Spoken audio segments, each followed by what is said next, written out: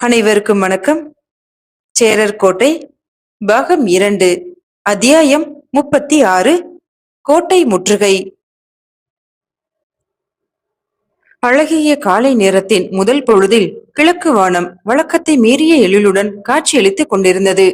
அதன் வண்ண சேர்க்கைகள் ஒரு தேர்ந்த ஓவியனின் கற்பனைகளை விட புதுமையாக அமைந்திருந்தன. மெல்லிய நீளத்தின் பின்னணியில் சரையல் என ஒரு மஞ்சள் நிற தீற்றலும் அதனைத் தொடர்ந்து பல்வேறு அடர்த்தியான செந்நிற தீற்றல்களும் குறுக்கே சென்றன. ஆங்காங்கே சில மெல்லிய மேகங்கள் பஞ்சு பஞ்சாக பறந்து கொண்டிருந்தன. மகேந்திரகிரியின் உச்சியிலிருந்து விரிந்த அந்த காட்சியை பௌராணிகர்களின் மொழியில் சொல்ல வேண்டுமானால் 1000 நாவுள்ள ஆதிசேஷனால் கூட வர்ணிப்பது இயலாத காரியம். கிழக்கு வானுக்கு நேர் கீழே ஒரு மலைப்பாம்பை போல நீண்டு வளைந்த மதிலை உடைய ஆரைவாய் மொழி கோட்டையின் கிழக்கு வாயிலுக்கு எதிரே சோழ பெரும்படைகள் அலைகடலென திரண்டு இருந்தன. வெவ்வேறு சைன்யங்களாக பிரிந்து நின்ற அந்த படைகளுள் முதல் வரிசையில் 50 அல்லது 60 யானைகளை கொண்ட யானை ஆட்கள் படை அணிவகுத்து நின்றிருந்தது. கணவாயை சூழ்ந்திருந்த பசுங்குன்றங்களுக்கு இணையாக கருங்குன்றங்கள் போலும் காட்சியளித்த அந்த மாபெரும் கஜங்கள் தமது பேராற்றலை ஒடுக்கிக் கொண்டு கால் மாறி ஆடிக்கொண்டிருந்தன. யானைகளின் அம்பாரிகளில் ஆயுதமேந்திய சோழ வீரர்கள் நின்றும் இருந்தும் காணப்பட்டார்கள். கோட்டையின் வாயிலை தகர்ப்பதற்கு வலிமை வாய்ந்த விலங்குகளின் உதவி தேவை என்பதால் தான் யானைப்படை முதல் வரிசையில் இடம்பெற்றுள்ளது போலும். யானையாட்கள் படைக்கு பின்னால் ஆயிரக்கணக்கான புரவி வீரர்களின் வரிசை நீண்டிருந்தது. அந்த வீரர்கள் தத்தம் கரங்களில் வாள், வேல், ஈட்டி, கேடயம், மழு முதலான பல்வேறு ஆயுதங்களையும் ஏந்தி இருந்தார்கள். சில வீரர்கள் நீண்ட வில்களை தம் தம் தோள்களில் பொருத்தி இருந்தார்கள். அவர்கள்தாம் புகழ்பெற்ற சோழ வெள்ளியர் படையை சேர்ந்த வீரர்கள். அவர்களுள் வில்களை இடது தோளில் தாங்கி இருந்த வீரர்கள் சேனையின் வலப்புறத்திலும், வலது தோள்களில் வில்லேந்தி இருந்த வீரர்கள் இடப்புறத்திலுமாக இடம் மாறி நிற்பது வித்தியாசமான காட்சியாக தெரிந்தது. ஆனால் எதற்காக என்பதுதான் புரியவில்லை. நித்த வினோதர் என்று பின்னாளில் பட்ட பெயர் சூட்டப்போகும் பெருந்தகையின் படைகள் அல்லவா இவை. அதனால் தான் இத்தகைய வினோதங்களுக்கு குறைவில்லை போலும். புரவிப்படைகளுக்கு மத்தியில் நடுநாயகமாக பேரரசரின் ரதமும் அதற்கு அருகில் சேனாபதியாரின் ரதமும் காணப்பட்டன. இருவருமே கவசங்களும் ஆயுதங்களும் தரித்து கம்பீரமாக காட்சியளித்துக் கொண்டிருந்தார்கள். பேரரசர் அருள்மொழிவர்மரின் முகம் சொல்லில் வடிக்க உண்ணாத வீரக்கலையுடன் திகழ்ந்தது. அவரது நெற்றியை திருநீரும் செந்நிற வீர திலகமும் அழகு செய்தன. கண்கள் அசாத்தியமான கூர்மையுடன் கோட்டையின் சாளரங்களை கவனித்துக் கொண்டிருந்தன. முகம் முழுவதும் ஒரு இறுக்கம் பரவி கிடந்தது. அதற்கு சம்பந்தமே இல்லாமல் உதட்டோரத்தில் ஒருவித அலட்சியமான புன்னகை பரவி இருந்தது. உறுதியான கரங்களில் நீண்ட வில் இருந்தது. அன்றொரு நாள் திரிபுர அசுரர்களின் கோட்டையதை தாக்குவதற்காக பினாகம் என்ற வில்லேந்தி வந்த சிவபெருமான் தான் மானுட வடிவெடுத்து இந்த பூமிக்கு வந்து விட்டாரோ என்னும்படியான அச்சத்தை கிளப்பும் வீர பொலிவுடன் காட்சியளித்துக் கொண்டிருந்தார் சோழர் படைகளின் நாயகர். அவரது கம்பீரமான தோற்றத்தில் பண்டைய சோநாட்டு பேரரசர்களான கரிகாலரையும், சிபியையும், மனுநீதி சோழரையும், மாந்தாதாவையும், கோச்செங்கனரையும், ஒற்றியூரையும், விஜயாலயரையும், ஆதித்தரையும், பராந்தகரையும், ராஜாதித்தரையும் ஒருங்கே தரிசித்து பூரித்து போகிறோம். புரவி படைகளுக்கு பிறகு எண்ணிலடங்காத காலாட்படைகள் காணப்பட்டன. அவர்கள் தம் தம் கரங்களில் ஏந்தி இருந்த எண்ணெய் பூசிய வாள்களும் வேல்களும் ஆதவனின் கிரணங்கள் பட்டு தகதகத்தன. ஆயிரக்கணக்கான வீரர்களை கொண்டிருந்த அந்த மாபெரும் படை ஒரே ஒருவரின் கண் பார்வைக்காக, ஒரே ஒரு மனிதரின் கை அசைவுக்காக, ஒரே ஒரு உத்தரவிற்காக பொறுமையுடன் ஒரு நாளிகை நேரமாக காத்து கொண்டிருந்தது. அவர்கள் நின்றிருந்த நிலையில், ஆயுதங்களை பிடித்திருந்த வகையில், அடுத்து நிற்கும் வீரனிடம் பேச்சு கொடுக்காமல் களத்தில் முழுமையாக கவனத்தை குவித்திருந்த முறையில் ஒரு பேரொழுக்கம் படிந்திருந்தது. வருடக்கணக்காக சோழ தேசத்தின் கடகங்களில் மேற்கொண்ட கடுமையான பயிற்சிகளின் விளைவாக தோன்றிய கட்டுப்பாடு அது. அங்கு நின்ற ஒவ்வொரு வீரனுக்கும் தாய் தந்தையர் இருந்தார்கள், மனைவி மக்கள் இருந்தார்கள், உற்றார் உறவினர், நண்பர், சுற்றம் என எல்லாமே இருந்தன. ஆனால் அந்த உறவுகளை எல்லாம் மீறிய வேறு ஒரு உணர்வு, வேறு ஒரு உணர்ச்சி அந்த களத்தில் அவர்களை ஆட்கொண்டிருந்தது. சிறு வயதிலிருந்தே சோழ தேசத்தின் தாய்மார்கள் பாலுடனும் நீருடனும் சேர்த்து பிசைந்து ஊட்டி வளர்த்த உறவு அது. அந்த உறவு அவர்களின் இரத்தத்தோடு இரத்தமாக, சதையோடு சதையாக, எலும்போடு எலும்பாக அனைத்து நாடி நரம்புகளிலும் ஊடுருவி நின்றது. இது எம் தேசம், சோழ தேசம். இது எம் மக்கள். இவன் எம் தலைவன். எம் தேசத்துக்காக நாம் எதையும் கொடுப்போம். உடல் அழிந்து உயிர் பிரிந்தாலும் மீண்டும் அதே சோழ தேசத்தில் செடியாய், கொடியாய், மரமாய், தளிராய் மீண்டும் மீண்டும் பிறப்போம் என அந்த வீரன் ஒவ்வொருவனும் தனக்குள் சொல்லிக் கொண்டிருந்தான். படைகள் அனைத்திற்கும் முன்னால் சோழரின் மிகப்பெரிய புலிக்கொடி பறந்து கொண்டிருந்தது. செம்பட்ட துணியில் மஞ்சள் வண்ண புலி ஒன்று இடமிருந்து வலமாக அதில் பாய்ந்து கொண்டிருந்தது. தனியனாக நின்று கொண்டிருந்த புரவி வீரன் ஒருவன் தனது கரங்களில் நீண்டிருந்த பெருங்கழியின் உச்சியில் அதனை கட்டி வைத்திருந்தான். எல்லையில்லாத வேகத்துடன் வீசிக்கொண்டிருந்த பெருங்காற்றுக்கு மத்தியில் கொடிக்களியை நிமிர்த்தி பிடிப்பதே சிரமமாக இருந்தது. கோட்டையின் நடமாட்டங்களை வைத்த கண் வாங்காமலே கவனித்துக் கொண்டிருந்த பேரரசரின் வலது கரம் சிறிது நேரத்தில் அவரது தலைக்கு மேல் மெல்ல உயர்ந்தது. படையெடுப்பு துவங்கட்டும் என்பதற்கான இறுதி உத்தரவு அது. அவரது ரதத்தின் சாரதி உடனடியாக பெரும் சங்கொன்றை தனது இதழில் பொருத்தி பூம் என்ற பேரோசையை எழுப்பினான். அதனை கேட்டு மறு கணமே கொடி வீரனின் கரங்களில் இருந்த புலிக்கொடி வலதும் இடதுமாக அசைக்கப்பட்டது. அவ்வளவுதான். பூமியே அதிர்ந்து போகும்படி அங்கே ஹோவென்ற பேர் இரைச்சல் எழுந்தது. அந்த ஒரு கடத்திற்காகவே காத்திருந்தவர்கள் போல ஆயிரக்கணக்கான வீரர்கள் வெற்றிவேல், வீரவேல் என பெருங்கூச்சலிட்டபடியே அந்த கோட்டையை நோக்கி முன்னேற துவங்கினார்கள். உடனே அந்த பகுதி முழுவதிலும் பெரும் புழுதி படலம் உண்டாகி கண்களை மறைத்தது. அந்த புழுதி புயலுக்கு நடுவே முதல் வரிசையில் நின்றிருந்த யானைகள் தமது பெருத்த சரீரத்தை தூக்கி கொண்டு வேக வேகமாக பகவதியம்மன் பெருவாயிலை குறிவைத்து முன்னேறுவதை காண முடிந்தது. கிழக்கு வாயில் பக்கத்தில் இருந்து சோழப்படைகள் எழுப்பிய பெரும் கூச்சலையும் அதனைத் தொடர்ந்து வானலாவ எழுந்த புழுதி படலத்தையும் கோட்டையின் மேற்கு வாயிலுக்கு தெற்கே சிறிது தூரத்தில் திரண்டு நின்ற சோழர் படைகள் கண்டன, கேட்டன. அந்த படைகளுக்கு தலைமை ஏற்றிருந்த ராஜராஜ பல்லவராயர் உடனடியாக தமக்கு இரு புறங்களிலும் நின்றிருந்த கம்பன் மணியனாருக்கும் பரமன் மழப்பாடியாருக்கும் கைகளால் ஜாடை காட்டினார். அடுத்த சில நிமிடங்களில் அந்த படையின் வீரர்கள் 3 பிரிவுகளாக பிரிந்து நின்றார்கள். முதல் சைன்யம் மணியனாரின் தலைமையில் கோட்டையின் மேற்கு வயலை நோக்கி தாமதிக்காமல் பாய்ந்தது. ஏறக்குறைய 500-600 வீரர்களை கொண்டிருந்த அந்த சைன்யத்தில் 300 பேர் மட்டுமே புறவிகளில் அமர்ந்திருந்தார்கள். மீதமிருந்த காலாட்படை வீரர்கள் அந்த புறவி வீரர்களை ஒட்டி கோட்டையின் மேற்கு வயலின் மீது குறிவைத்து பாய்ந்து ஓடினார்கள். அந்த சைன்யத்தின் அடர்த்தி மிகவும் குறிப்பிட்டு சொல்லும்படியாக இருந்தது. அதாவது 2 புறவி வீரர்களுக்கு இடையில் விடப்பட்டிருந்த இடைவெளி மிகவும் குறுகியதாகவே காணப்பட்டது. முதல் சைன்யம் கிளம்பி சென்ற சில கணங்களிலே இரண்டாவது சைன்யம் பரமன் மழப்பாடியாரின் தலைமையில் சிறிதே பின்தங்கி புறப்பட்டது. முதலாவதாக சென்ற சைன்யத்திற்கு நேர்மாறாக இந்த படையின் புறவி வீரர்களுக்கு இடையே நல்லதொரு இடைவெளி காணப்பட்டது. இந்த சைன்யத்தில் காலால் படை வீரர்களே இல்லை என்பதோடு ஒவ்வொரு புறவியிலும் வீரர்கள் 2 பேராக அமர்ந்திருந்தார்கள். மீதமிருந்த 100-150 வீரர்களுடன் கடைசியாக கிளம்பிய பல்லவராயர் மிதமான கதையில் கோட்டையை நோக்கி படைகளை செலுத்தலானார். இந்த சைன்யம் 2 புறவிகளை கொண்ட நீண்ட வரிசையில் முன்னேறியது. 3 சைன்யங்களும் கோட்டை வாயிலை நெருங்க நெருங்கத்தான் அந்த வித்தியாசமான வியூகங்களுக்கான காரணமே புரிந்தது. முதலாவது சைன்யம் மேற்கு வாயிலின் பெருங்கதவுகளை குறிவைத்து தாக்கும் ஒரே முனைப்பில் முன்னேறி கொண்டிருந்தது. ஆகவேதான் அதற்கு திரட்சியான வலிமை தேவைப்பட்டது. அவர்களின் குறிக்கோள் அடுத்த ஒரு நாளிகை நேரத்திலே குறைந்தபட்சம் கோட்டையின் திட்டிவாசல் கதவையாவது உடைத்து திறந்து உள்ளே புகுந்துவிட வேண்டும் என்பதுதான். இரண்டாவதாக தொடர்ந்த மழப்பாடியாரின் படை முதல் சைன்யத்தின் வீரர்களுக்கு பின்னால் அவர்களை சுற்றி ஒரு வளையம் போல தன்னை அமைத்துக் கொண்டது. அந்த சைன்யத்தின் ஒவ்வொரு புறவையிலும் 2 வீரர்கள் இருந்தார்கள் என கூறினோம் அல்லவா? அவர்களில் ஒருவன் வலங்கையன், அதாவது வலது கரத்திலே வில்லேந்துபவன்.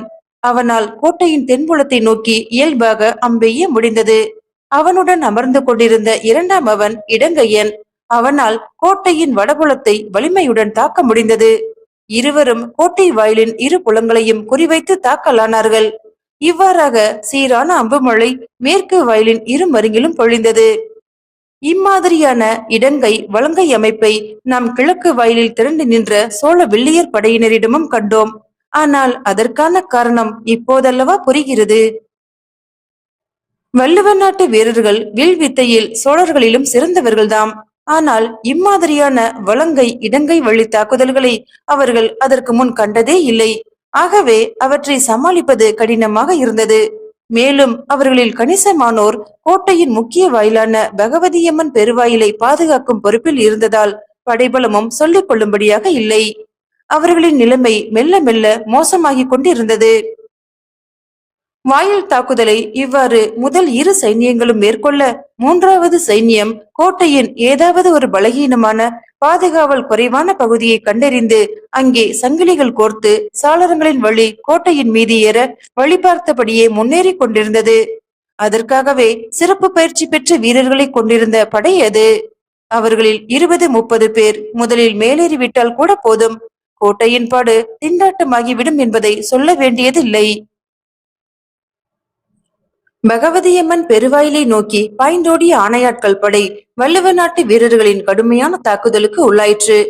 கோட்டை வாயிலின் மேல் இருந்து வெவ்வேறு விதமான அம்புகளும் ஈட்டிகளும் யானைகளின் மீதும் யானைகளின் அம்பாரிகளில் வீற்றிருந்த வீரர்கள் மீதும் வரிசையாக பாய்ந்து வந்தன.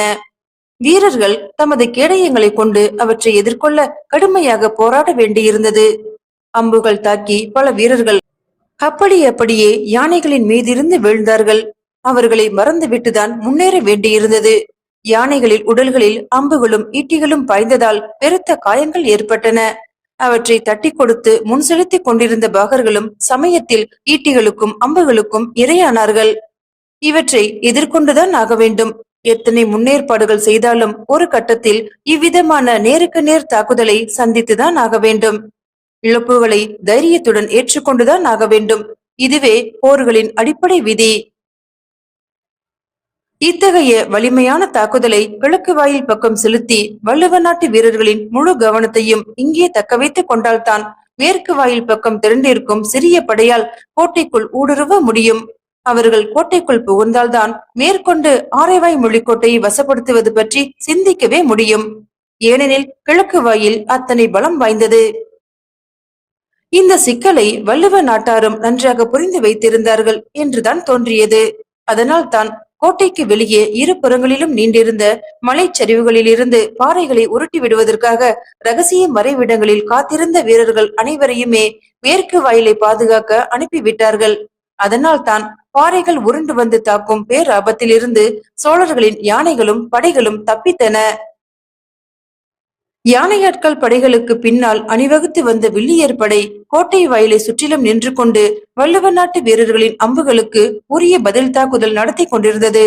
ஒரு கட்டத்தில் எண்ணெய் கொப்பரையில் முனைகள் தோய்ந்த தீயம்புகள் அவர்களை தாக்க துவங்கவே புறவி படைகள் சற்று பின்வாங்கி செல்ல பெரும் கேடயங்கள் தாங்கிய காலாட்படையை முன்னிறுத்த வேண்டியதாயிற்று. கிழக்கு வாயில் பக்கம் இத்தனை தாக்குதல்களும் நடைபெற்றுக் கொண்டிருந்த நேரத்தில் இளையவரின் படைகள் மேற்கு வாயிலை குறிவைத்து முன்னேறி கொண்டிருந்தன. திட்டி வாயிலை நெருங்க நெருங்க எண்ணற்ற அம்புகளும் ஈட்டிகளும் அவர்களை நாலாபுறங்களில் இருந்தும் தாக்கின. மழப்பாடியாரின் இடங்கை வலங்கை வெள்ளிகள் அவற்றை சமாளிக்க மிகுந்த முனைப்புடன் எதிர்த்தாக்குதல் நிகழ்த்த வேண்டி இருந்தது. நல்ல வேளையாக கிழக்கு வாயிலை போல மேற்கு வாயிலில் தீயெறி அம்புகளுக்கான ஏற்பாடுகள் செய்யப்படவில்லை. சாளரங்களும் அத்தனை உயரத்தில் இல்லை. ஆகவே சீரான முயற்சியில் மணியனாரால் மெல்ல மெல்ல அந்த வாயில் கதவுகளை நெருங்க முடிந்தது. மேற்கு வாயில் வீரர்கள் அனைவரும் இந்த இரு சைன்யங்களையும் சமாளிக்கும் முயற்சியில் முழுவதுமாக ஈடுபட்டிருந்ததால் பல்லவராயரால் அதிக எதிர்ப்புகள் இன்றி கோட்டையின் தெற்கு பகுதியை அடைய முடிந்தது. அங்கு வாயில்கள் எதுவும் இல்லை. இரண்டு சாளரங்களும் அதனை ஒட்டி வளர்ந்திருந்த அடர்த்தியான காட்டு மரங்களுமே கண்களுக்கு தெரிந்தன. ஏறுவதற்கு வசதியாக பெருத்த அடிப்பாகங்களை கொண்டிருந்த அந்த மரங்களின் மீதேறி வேக வேகமாக கோட்டையின் சாளரங்களுக்குள் நுழைய முற்பட்ட போது சோழ வீரர்களை அவசர அவசரமாக தடுத்து நிறுத்தினார் படையோடு வந்திருந்த முதிய வீரர் ஒருவர். அவசரப்படாதீர்கள். இத்தகைய எளிமையான அமைப்பு உங்களுக்கு எவ்விதமான சந்தேகத்தையும் கொடுக்கவில்லையா? இரண்டு சாளரங்கள், அவற்றை அடைவதற்கு ஏதுவாக வளைந்த கிளைகளுடன் முதிர்ந்து வளர்ந்து நிற்கும் மரங்கள். நிச்சயம் இங்கே ஏதோ ஆபத்து இருக்கிறது. அவரது எச்சரிக்கைக்கு உடனடியாக ஒரு மரியாதை கிடைத்தது. வீரர்கள் மரங்களில் ஏறும் முயற்சியை விட்டுவிட்டு அந்த பகுதியை ஆராயலானார்கள். அந்த காட்டு மரங்களின் மீது மெலிதாக படர்ந்திருந்த ஒரு கொடி அவர்களின் கவனத்தை கவர்ந்தது. மரங்களினூடே கவனத்தை கவராத வகையில் அனாயசமாக படர்ந்திருந்த அந்த தாவரம் கோட்டையின் சுவர்களையும் கணிசமாக ஆக்கிரமித்திருந்தது. அந்த கொடியின் இலைகள் அந்த முதிய வீரரால் பரிசோதிக்கப்பட்டன. இது தென்பாண்டி பகுதிகளில் மட்டுமே வளரும் ஒரு விதமான முரட்டு கொடி. இதன் இலைகள் உடலில் பட்டால் கடுமையான அரிப்பையும் தடிப்பையும் ஏற்படுத்தும். ஆகவே மரங்களில் மீதேறி கோட்டையை அடையும் முயற்சியை கைவிட்டு விடுங்கள். கோட்டை சுவர்களின் மீது படர்ந்துள்ள கொடிகளை விலக்கிவிட்டு ஏற முயற்சி செய்வோம்.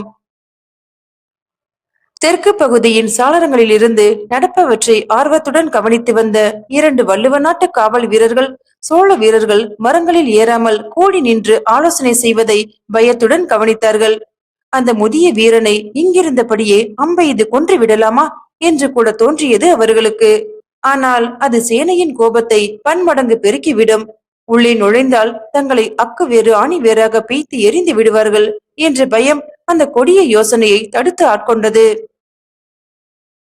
அங்கிருந்த காட்டு பகுதியிலிருந்து நீண்ட கழிகள் சேகரிக்கப்படுவதையும் அவற்றின் உதவியுடன் சோழ வீரர்கள் கோட்டை சுவர்களில் வளர்ந்திருந்த கொடிகளை எச்சரிக்கையுடன் விலக்கிவிட்டு மேலே ஏறுவதையும் அந்த காவலர்கள் கண்டார்கள். இனியும் தாமதிப்பதில் பயனில்லை. சுவர்களில் ஏறிக்கொண்டிருந்த வீரர்களை நோக்கி அவசர அவசரமாக தங்களின் ஈட்டியை எறிந்தவர்கள் கோட்டை காவல் தலைவனுக்கு செய்தி சொல்வதற்காக தலை தெறிக்க ஓடினார்கள். ஆனால் கிழக்கு வாயில் மேற்கு வாயில் ஆகிய இரு பகுதிகளிலுமே உக்கிரமான எதிர்த்தாக்குதலில் ஈடுபட்டிருந்த வள்ளுவ நாட்டு படைகளால் உடனடியாக தென்பகுதிக்கு வர முடியவில்லை. அதனால் பல்லவராயரின் சிறிய படை அதிக எதிர்ப்பின்றி கோட்டைக்குள் நுழைந்தது. உடனடியாக அவர்கள் அந்த இடத்தை விட்டு கலைந்தாக வேண்டும். எங்கு செல்வது? கிழக்கு வாயிலுக்கோ மேற்கு வாயிலுக்கோ சென்றால் அங்கே போரிட்டுக் கொண்டிருக்கும் படைகளை நேருக்கு நேராக சந்திக்க வேண்டி இருக்கும். அது நல்லதல்ல. அவர்களின் பலம் சொல்லிக் கொள்ளும்படியாக இல்லை. ஆகவே வேறு ஏதாவது உபாயம் செய்து கோட்டைக்குள் குழப்பத்தை விளைவிக்க வேண்டியதுதான். ஏதாவது பெரிய மாளிகை அல்லது செங்கல் கட்டிடம் கண்களுக்கு தட்டுப்படுகிறதா என அவர்களின் கண்கள் துளாவின. தன பண்டாரம் அல்லது தானிய பண்டாரம் கண்களுக்கு தென்பட்டால் அடுத்த ஒரு நாளிகை நேரத்திலே ஆரைவாய் மொழி கோட்டையின் மிக முக்கிய தானிய கொட்டாரம் தீப்பிடித்துக் கொண்டது. கவனம் சிதறாமல் ஒரே முனைப்புடன் 3 நாளிகை நேரமாக தங்களை தாக்கிக் கொண்டிருந்த பகவதியம்மன் பெருவாயில் காவல் வீரர்கள் சட்டென ஏதோ குழப்பத்திற்கு உள்ளாகி அங்கும் இங்கும் பரபரப்பாக ஓடுவதை சோழ வீரர்கள் கண்டார்கள். அதற்கான காரணம் புரியவில்லை. என்றாலும் அதுதான் தருணம் என்பது மட்டும் தெளிவாக புரிந்தது. இந்த வாய்ப்பை தவறவிடுதல் அத்துணை நல்லதல்ல. மிச்சமிருந்த பலத்தை எல்லாம் ஒன்று திரட்டி கொண்டு யானையாட்கள் படைகளும் புறவி படைகளும் ஒரே மூச்சாக கிழக்கு வாயிலை குறிவைத்து தாக்கின. 5-6 யானைகள் ஒரு சேர தாக்கியும் வைரம் பாய்ந்த கருங்காலி மரக்கட்டைகளால் செய்யப்பட்டிருந்த அந்த வாயில் கதவுகளை பிளக்கவே முடியவில்லை. ஆனால் கதவுகள் தாக்கப்பட்ட வேகத்தில் அந்த வாயிலுக்கு மேல் இரு புறங்களிலும் அமைக்கப்பட்டிருந்த சாளரங்கள் எதிர்பாராத விதமாக கலகலத்து வீழ்ந்தன. அதில் வசதியாக நின்றபடி அம்பெய்து கொண்டிருந்த வள்ளுவ நாட்டு வில்லிகள் நிலை தடுமாறி கீழே விழுந்தார்கள். ஐயோ, அம்மா என்ற வேதனை கூக்குரல்கள் அந்த கோட்டை கதவின் பின்புறத்தில் இருந்து எழுந்தன. மேற்கொண்டு முழு மூச்சாக யானைகளை கொண்டு தாக்கினால் கிழக்கு வாயில் கதவுகளை பிளந்து விடலாம் தான். ஆனால் முன்னால் நிற்கும் யானைகள் அனைத்துமே அந்த கதவுகளுக்கு பின்னால் சொருகி வைக்கப்பட்டிருக்கும் ஈட்டிகளால் தாக்குறும். ஏற்கனவே உடலெங்கிலும் இரத்த காயங்களை தாங்கி நிற்கும் அவற்றால் மேற்கொண்டு வழி தாங்க முடியாமல் போகலாம். அவற்றுக்கு கோபம் வந்துவிட்டால் பின்னால் திரும்பி சோழ படைகளையே பதம் பார்த்து விட்டாலும் ஆச்சரியப்படுவதற்கில்லை. சட்டென வியூகத்தை மாற்றினார் சேனாபதியார். அதுவரை கோட்டையை முட்டி மோதி கொண்டிருந்த யானைகள் சற்றே அமைதியாக பின்வாங்க காலாட்படையின் குறிப்பிட்ட சில வீரர்கள் சடசடவென முன் வந்து தம் தம் இடுப்புகளில் தரித்திருந்த பெரும் பெரும் தாம்பு கயிறுகளை கோட்டையின் உச்சியை நோக்கி வீசினார்கள். கோட்டை வாயிலின் மீது அமைந்திருந்த இரு பெரும் சாளரங்கள் விழுந்து விட்டமையால் வாயிலின் இருபக்க சாளரங்களிலும் நின்றபடிதான் வள்ளுவனாரின் படைகள் பதில் தாக்குதல் தொடுத்துக் கொண்டிருந்தன. அந்த படைகளின் அம்பு மழையை நிறுத்த வேண்டுமானால் வெள்ளியர் படைகள் இன்னும் உயரத்தில் நின்றாக வேண்டும் என்பது போரின் சகல விதமான முன்னேற்றங்களையும் ஊன்றி கவனித்துக் கொண்டிருந்த அருள்மொழித்தேவருக்கு புரிந்தது. அவரது கட்டளை மின்னல் வேகத்தில் நேரடியாக வெள்ளியர் தலைவனிடம் சென்று சேர்ந்தது. அதனை புரிந்து கொண்டதற்கு அறிகுறியாக அவன் பேரரசரை நோக்கி சிரம் தாழ்த்தினான். அடுத்த சில கணங்களில் புறவிகளில் நின்று கொண்டிருந்த வில்லி வீரர்கள் சடசடவென அவற்றிலிருந்து கீழே இறங்கி தமக்கு முன்னால் நின்று கொண்டிருந்த யானைகளின் மேலே ஏறலானார்கள். அவர்கள் மேலே ஏறுவதற்கு யானையாட்கள் படை உதவி செய்தது. யானைகளின் முதுகுகளில் அமர்ந்திருந்த வீரர்களின் தோள்களில் வில்லிகள் வசதியாக அமர்ந்து கொண்டு வில்லை வளைத்து குறிபார்க்கலானார்கள். தாம் நிற்கும் மதிலின் உயரத்திற்கு சமமாக ஏறி நிற்கும் வெள்ளியரை தாக்குவதா அல்லது கோட்டையின் மீது கயிறுகளை வீசி ஏற முயன்று கொண்டிருக்கும் அந்த வீரர்களை தாக்குவதா என்கிற குழப்பத்தில் இரு சாராரையும் மாறி மாறி வல்லவ நாட்டு வீரர்கள் தாக்க இரு பக்கங்களிலுமே அவர்களால் ஒருமுகப்படுத்தப்பட்ட தாக்குதலை மேற்கொள்ள முடியவில்லை. கோட்டைக்குள் ஏற்பட்டிருந்த இனம் புரியாத குழப்பம் மேலும் மேலும் பெரிதாகிக் கொண்டே இருந்தது. ஒரு கட்டத்தில் திடீரென எங்கிருந்தோ ராட்சத நெருப்பு கங்குகள் வானலாவ எழுந்தன. ஏதோ முக்கியமானதொரு இடத்தில் தீப்பற்றி கொண்டு விட்டது போல தெரிகிறதே. ஐயோ, இது மேற்கு வாயில் வழியாக உள்ளில் நுழைந்துவிட்ட சோழ படைகளின் கைவண்ணமா அல்லது வேறு ஏதோ அஜாக்கிரதையினால் தீப்பற்றி கொண்டு விட்டதா? எப்படி இருந்தாலும் சரி, பற்றி கொண்டு விட்ட பெருந்தீ அணைக்கப்படும் நிலையில் இல்லை என்பது மட்டுமே நிச்சயம். விடாமல் முயற்சி செய்த தன் பலனாக ஒரு கட்டத்தில் காலாட்படை வீரர்கள் கோட்டை மதிலின் உச்சியில் ஏறி நின்றார்கள். சடசடவென அம்புகள் அவர்களை குறிவைத்து தாக்கின. ஆனால் அதற்குள் ஓரிருவர் கோட்டைக்குள் குதித்து விட்டார்கள். அதற்கு பிறகு ஒரே கலைபரம் ஆகிவிட்டது. வரிசையாக பல வீரர்கள் அதே வழியை பின்பற்றி கோட்டைக்குள் குதிக்க அவர்களில் தாம்பு கயிற்றை எப்பாடு பட்டேனும் அறுத்துவிட வேண்டும் என்கிற முனைப்புடன் வள்ளுவ நாட்டு வீரர்கள் நெருங்கி வர யானைகளின் மீது நின்றபடி வெள்ளியரின் அம்புகள் அவர்களை சல்லடையாக தாக்க அடுத்த அரை நாழிகை நேரத்தில் பகவதியம்மன் பெருவாயிலின் கோட்டை கதவுகள் சோழர் தாக்குதலுக்கு பணிந்து தமது வாயை திறந்து கொண்டன. அதற்காகவே மிகுந்த பொறுமையுடன் காத்திருந்த பேரரசரின் ரதம் ஆவேசத்துடன் கோட்டையை நோக்கி பாய்ந்தது. அவரை தொடர்ந்து ஆயிரக்கணக்கான சோழ வீரர்கள் வெல்லவே முடியாதென கருதப்பட்ட அந்த கோட்டைக்குள் வேக வேகமாக கால் பதித்தார்கள். ஆரைவாய் மொழிக்கோட்டையில் அமைந்திருந்த பெரும்பாறை அரண்மனையின் உச்சியில் அமைந்திருந்த மாடத்தில் நின்றபடியே நடப்பவற்றை எல்லாம் கவனித்து அவ்வப்போது கோட்டை காவல் தலைவனுக்கு உத்தரவுகள் வழங்கிக் கொண்டிருந்த வள்ளுவ நாடுவாழியார் சோகம், பெருமிதம், வருத்தம், மகிழ்ச்சி என பல்வேறு உணர்வுகளுக்கும் ஆளாகி கொண்டிருந்தார். வள்ளுவ நாட்டு வீரர்களின் வீரமும் துணிவும் கோட்டையில் பலமும் அவருக்கு பெருமிதத்தையும் மகிழ்ச்சியையும் அளித்தன.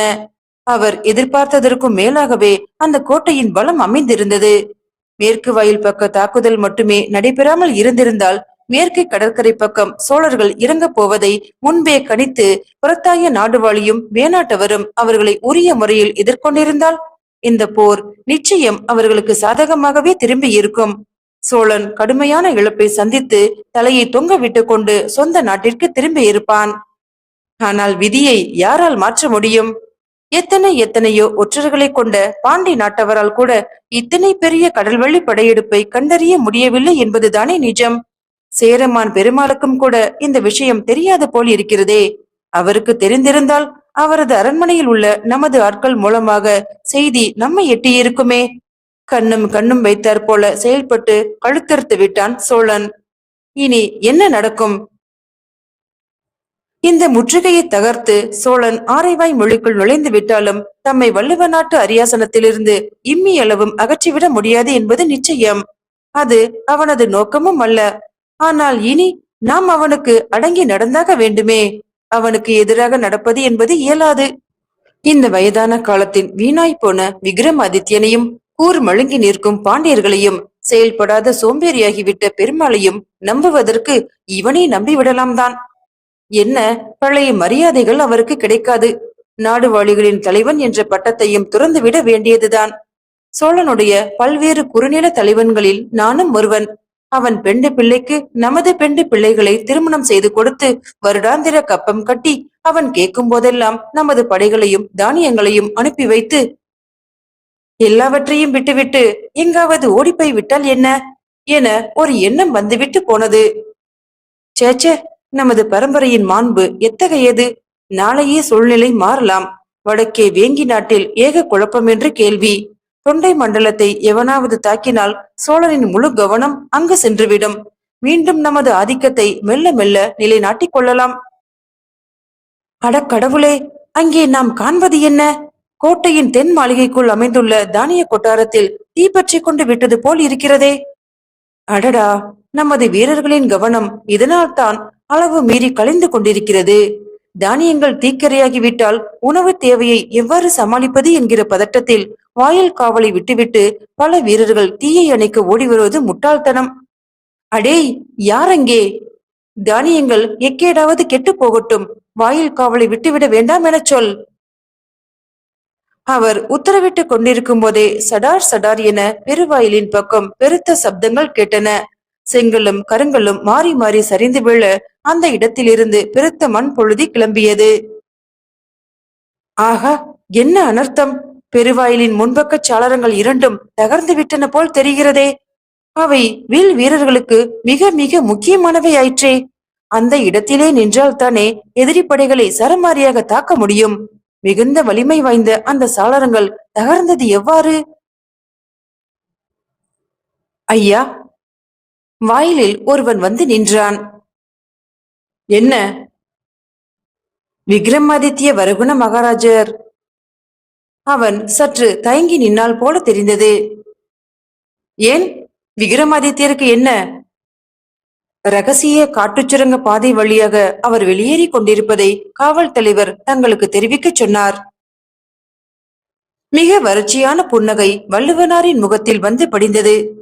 கேட்டிலும் உண்டோர் உறுதி என்பது இதுதான் போலும். அவனால் வேறு என்ன செய்ய முடியும்? ஓடட்டும், வள்ளுவ நாட்டை பிடித்திருந்த பேய் விலகி ஓடட்டும். பேய் சிரிப்புடன் தமக்கு பதிலளித்த வள்ளுவனாரின் நிலையைக் கண்டு பயந்தே போனான் அந்த காவல் வீரன். பின் குறிப்பு: யானையாட்கள் படை. சோழர் காலத்தில் இவ்வாறுதான் யானை படைகளை குறிப்பிட்டார்கள். பெருங்காற்று. இன்றும் கூட இப்பகுதியில் காற்றோட்டம் மிக அதிகம்தான். தமிழகத்தின் மிகப்பெரிய காற்றாடி மின் உற்பத்தி நிலையம் இங்குள்ள முக்கடல் பகுதிதான்.